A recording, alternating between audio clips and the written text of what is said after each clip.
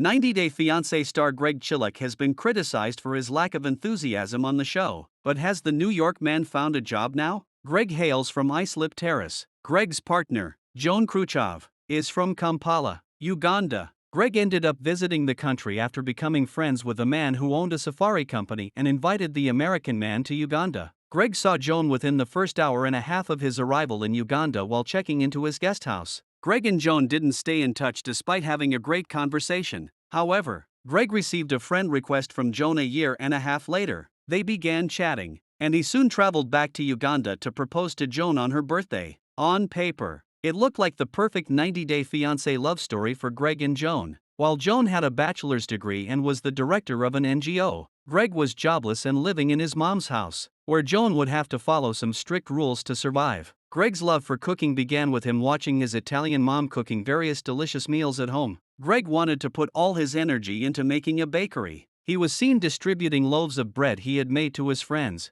and, interestingly, he had left all of them unwrapped. However, Greg admitted that his work ethic could be a little whack sometimes. He wondered if it had anything to do with ADHD, but he admitted he was lazy. There had been a lot of times Greg would start a project and not necessarily finish it. Greg had still not given up on his dream of opening a bakery. He told the cameras that he was going to need to continue and push through it. His life had been turned upside down as it was no longer going to be just him when Joan came into the picture. Greg had to live with his mother for at least 1.5 to 2 years because he didn't have a job or a steady source of income to support a housing change. He also didn't like that his friends were rushing him to find a job. With every new confession Greg made about his future career plans, Joan strengthened her resolve to head back to Uganda. Greg was hell-bent on opening a bakery instead of finding a job or renting a house. He was disinterested in finding immediate work to break his spell of unemployment. Greg also thought of having 4 kids with Joan with no job in his hands. Greg even turned down a stable state job,